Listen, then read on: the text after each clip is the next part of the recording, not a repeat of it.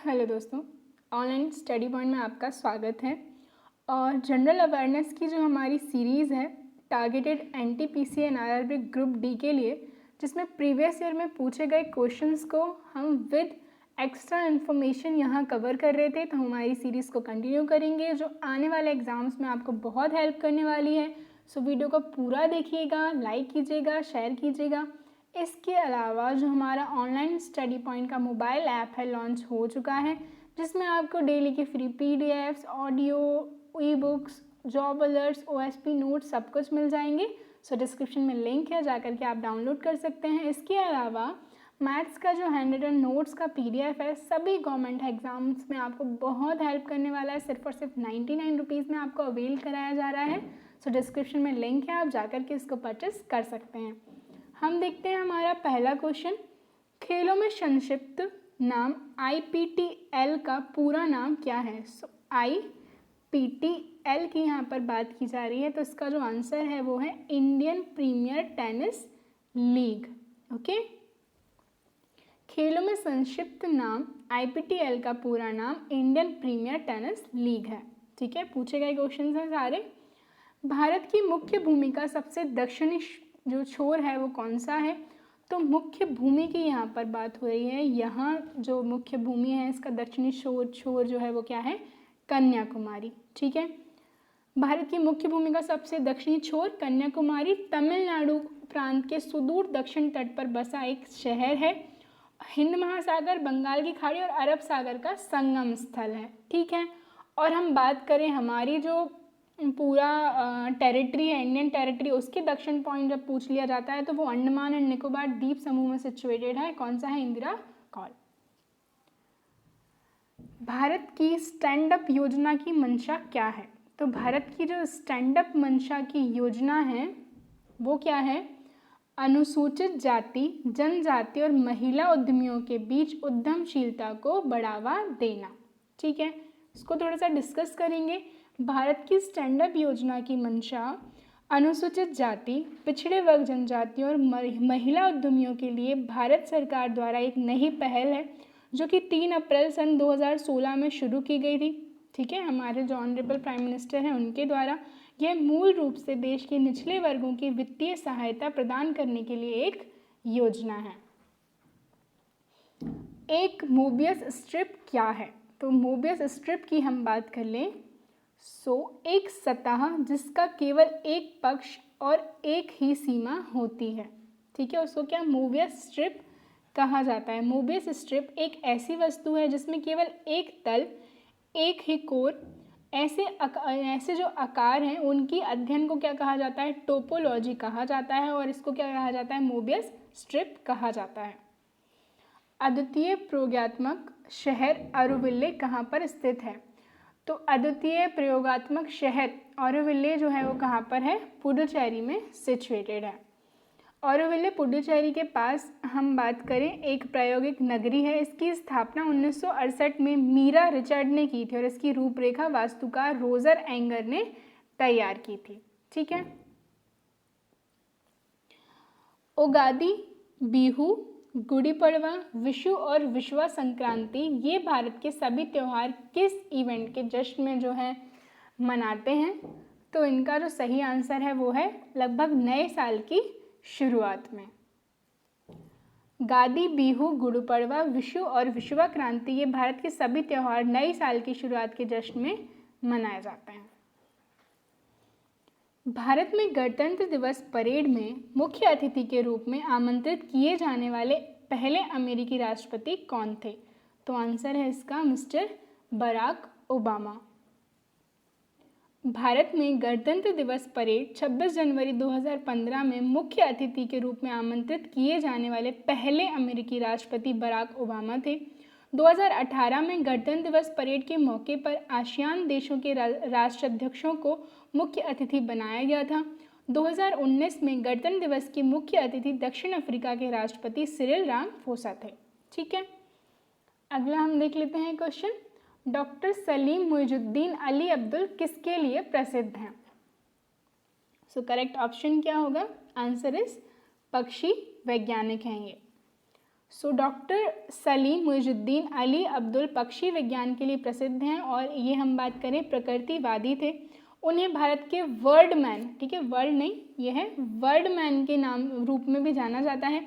सलीम अली भारत के ऐसे पहले व्यक्ति थे जिन्होंने भारत में व्यवस्थित रूप से पक्षी सर्वेक्षण का आयोजन किया और इनको सन 1976 में पद्म विभूषण से सम्मानित किया गया। राष्ट्रीय उद्यान फूलों की घाटी कहाँ पर स्थित है? तो कई बार मैंने आपको बताया है, ये आंसर है इसका उत्तराखंड में, ठीक है। फूलों की घाटी भारत का एक राष्ट्रीय उद्यान है जो उत्तराखंड के चमोली जिले के हिमालय क्षेत्र में स्थित है और यूनेस्को ने सन 1982 में इसे विश्व धरोहर स्थल घोषित किया था और यह स्थल नंदा देवी राष्ट्रीय उद्यान का ही भाग है। उत्तराखंड की जो हाईएस्ट पीक है वो भी क्या है? नंदा देवी है। और उत्तराखंड में जो हिमालय का पोर्शन है वो कौन सा है? कुमाऊन हिमालय। यदि राष्ट्रपति और उपराष्ट्रपति दोनों के कार्यकाल रिक्त हैं तो कौन भारत के राष्ट्रपति के तौर पर काम करेगा? तो इसका जो करेक्ट ऑप्शन होगा वो क्या होगा? भारत के मुख्य न्यायाधीश, ठीक है। देख लेते हैं। यदि राष्ट्रपति और उपराष्ट्रपति दोनों के कार्यकाल रिक्त हो तो भारत के मुख्य न्यायाधीश भारत के राष्ट्रपति के तौर पर काम करेंगे या उनके भी ना रहने पर उसी न्यायालय के वरिष्ठतम न्यायाधीश जो उस समय उपलब्ध है राष्ट्रपति के कृत्यों को संपादित करेंगे। और ठीक है, ये किसके अंडर है? तो राष्ट्रपति उत्तराधिकार अधिनियम 1969। नेक्स्ट हम देखते हैं स्टेटमेंट की यहाँ पर बात हो रही है। हम वह हैं जिसे हमारे विचारों ने बनाया है, इसलिए आप जो सोचते हैं उस पर ध्यान दें। ऐसा किसने कहा था कि शब्द गौण है, विचार रहते हैं, वे दूर तक जाते हैं? तो इसका जो सही आंसर है क्या है? स्वामी विवेकानंद। हम वह हैं जिसे हमारे विचारों ने बनाया है, इसलिए आप जो सोचते हैं उस पर ध्यान दें, ऐसा स्वामी विवेकानंद ने कहा था। प्रकाश संश्लेषण की प्रक्रिया में जारी होने वाला ऑक्सीजन कहाँ से आता है? तो करेक्ट ऑप्शन इसका क्या होने वाला है? कहाँ से आता है? ये मेनली आता है वाटर से, ठीक है। प्रकाश संश्लेषण की जो क्रिया है लगभग सभी को पता होगी। ये क्या होती है? जिसके द्वारा पौधे जो है अपना भोजन तैयार करते हैं। प्रकाश संश्लेषण की प्रक्रिया में जारी होने वाली ऑक्सीजन पानी के माध्यम से आती है। प्रकाशीय ऊर्जा को रासायनिक ऊर्जा में परिवर्तित करने की क्रिया को ही प्रकाश संश्लेषण कहते हैं। पौधा सूर्य के प्रकाश की उपस्थिति में वायु से कार्बन डाइऑक्साइड तथा भूमि से जल लेकर जटिल कार्बनिक खाद्य पदार्थों जैसे कार्बोहाइड्रेट्स का निर्माण करते हैं और ऑक्सीजन गैस बाहर निकालते हैं। नेक्स्ट क्वेश्चन देखते हैं। कंस्ट्रक्शन ग्रेडिएंट के खिलाफ कोशिका की हलचल को क्या कहा जाता है? तो आंसर है इसका सक्रिय परिवहन। कंस्ट्रक्शन ग्रेडिएंट के खिलाफ कोशिका की हलचल को सक्रिय परिवहन कहा जाता है। वाहिनिकाएं संवहनी पौधों की प्राथमिक एवं द्वितीयक जाइलम में पाई जाती हैं। ये पौधों की जड़ से जल एवं खनिज लवण को पत्ती तक पहुंचाती हैं। हाइड्रोजन अणु का नाभिक किससे बना होता है? तो हाइड्रोजन अणु का जो नाभिक है केवल एक प्रोटॉन से बना होता है, ठीक है। हम बात करें हाइड्रोजन की तो हमारी जो आवर्त सारणी है, पीरियोडिक टेबल है, उसमें सबसे पहले नंबर पर सिचुएटेड है। हाइड्रोजन परमाणु में एक प्रोटॉन और एक इलेक्ट्रॉन होता है। प्रोटॉन परमाणु के नाभिक में रहता है तथा इलेक्ट्रॉन नाभिक के चारों ओर चक्कर लगाता रहता है। हाइड्रोजन परमाणु में न्यूट्रॉन अनुपस्थित होता है। ये क्वेश्चन भी पूछा जा सकता है, तो ये भी आप याद रखिएगा। प्लासी की लड़ाई किस नदी के तट पर हुई थी? तो प्लासी की जो लड़ाई है वो भागीरथी के तट पर हुई थी, ठीक है।